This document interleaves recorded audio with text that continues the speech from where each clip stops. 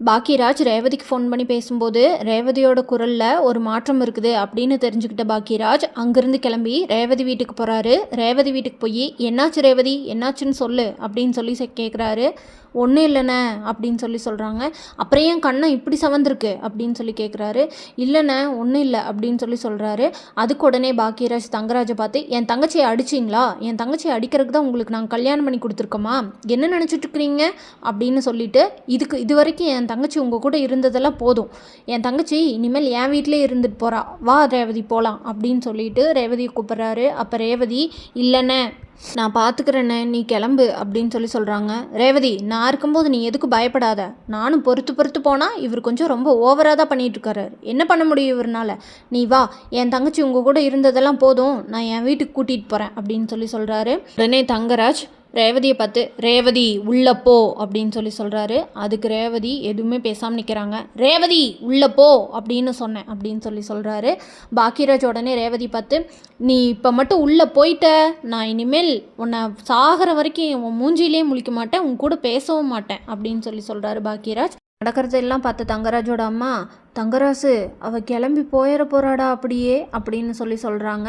தங்கராஜ் எதுவும் பேசாமல் அப்படியே ஸ்டன்னாகி நிற்கிறாரு.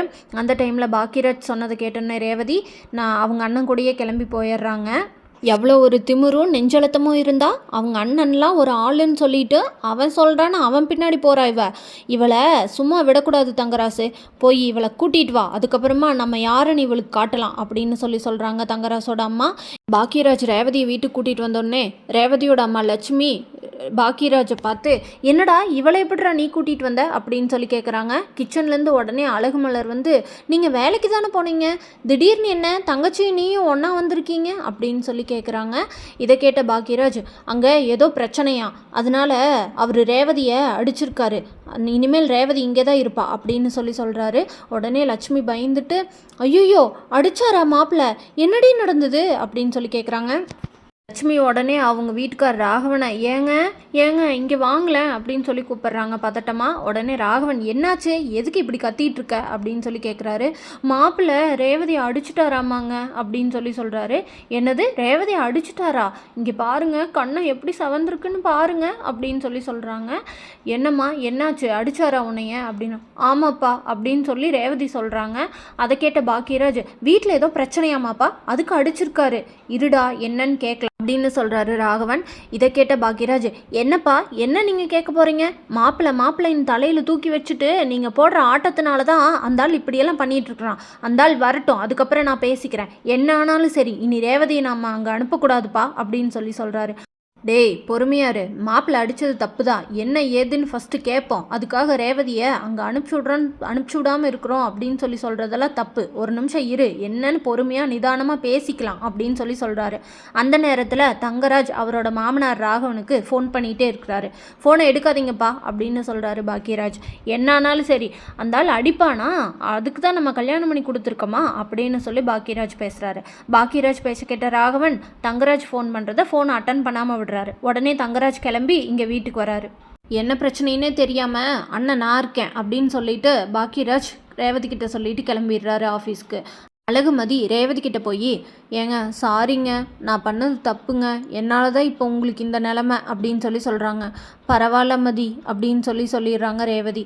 இதை கேட்ட அழகுமதி, இல்லைங்க நான் என் வேலை போயிடுச்சுங்கிற கோவத்தில் ரொம்ப ஆத்திரப்பட்டுட்டேன், அதனால தான் நான் அங்கே வந்து கத்திட்டேன், அப்பயே மலரக்கா சொன்னாங்க நீ அங்கே போகாத அப்படின்னு சொல்லி, இருந்தாலும் நான் வந்து ஒரு டென்ஷனில் இருந்தேன்னா நான் கொஞ்சம் நிதானமாக யோசிச்சுருக்கணுங்க, என்னால் தான் இதெல்லாம் அப்படின்னு சொல்லி வருத்தப்படுறாங்க அழகுமதி. அதுக்கு ரேவதி, விடுமதி, எப்படியோ ஒன்று, 2 நாள் நல்லா இருந்தா 4 நாள் கஷ்டப்படுற மாதிரி தான் இருக்குது அவர் கூட அப்படின்னு சொல்லி வருத்தப்படுறாங்க. தங்கராசு கிளம்பி ரேவதியை கூட்டிகிட்டு போகிறக்காக ராகவன் வீட்டுக்கு வராரு. இங்கே வந்தோடனே பாக்கியராஜ், அப்படியெல்லாம் அனுப்ப முடியாதுங்க உங்கள் கூட என் தங்கச்சியை அப்படின்னு சொல்கிறாரு. உடனே தங்கராஜ், மாமா நான் பண்ணது தப்பு தான், எவ்வளோ கோபமாக இருந்தாலும் நான் கொஞ்சம் நிதானமாக இருந்திருக்கணும், ஆனால் இருந்தாலும் என்னால் அந்த இடத்துல அவ்வளோ நிதானமாக இருக்க முடியல, ஏதோ கோவத்தில் அடிச்சுட்டேன், ரேவதியை என் கூட அனுப்பிச்சி வைங்க, நான் உங்ககிட்ட மன்னிப்பு கேட்ட மாதிரி நான் ரேவதிக்கிட்டேயும் மன்னிப்பு கேட்கணும் அப்படின்னு சொல்கிறாங்க. ரேவதியோட அம்மா லட்சுமி, ரேவதி இங்கே வா அப்படின்னு சொல்லி கூப்பிட்றாங்க. ரேவதி வரக்குள்ளே சுரேஷ் இருந்துட்டு, மாமா நீங்கள் என்ன இருந்தாலும் நீங்கள் அக்காவை அடித்தது தப்பு, அக்காவுக்கு எவ்வளோ வலிச்சிருக்கோம் அப்படின்னு சொல்கிறாங்க. இதை கேட்ட அழகுமதி நேராக திரும்பி சுரேஷை பார்க்குறாங்க. சுரேஷும் அழகுமதியை பார்க்குறாங்க. அப்போது நீ என்ன அடித்தது மட்டும் சரியா? உங்கள் அக்காவை அடித்தா உனக்கு மட்டும் வலிக்கும், என்னைய அடித்தா மட்டும் எனக்கு வலிக்காதா? எங்கள் வீட்டில் இருக்கவங்க கேட்டால் மட்டும் தப்பா அப்படின்னு சொல்லி மனசில் நினைக்கிறாங்க. தங்கராசு எவ்வளவோ கேட்டும் ரேவதி அங்கே எதுவுமே பேசாமல் நிற்கிறாங்க. ரேவதி வீட்டில் இருக்கவங்க எல்லாரும் ராகவன், லட்சுமி எல்லாருமே எதுவுமே பேசாமல் இருக்கிறனால தங்கராசுக்கு என்ன பண்ணுறதுன்னு தெரியல. பாக்கியராஜ் ஒரே முடிவாக நான் என் தங்கச்சி அனுப்ப மாட்டேன் அப்படின்னு சொல்லிடுறாரு. ரேவதி தங்கராசு கூட போனாலா இல்லையான்னு தெரிஞ்சுக்க நம்ம சேனலை மறக்காமல் லைக், ஷேர் அண்ட் சப்ஸ்கிரைப் பண்ணிக்கோங்க.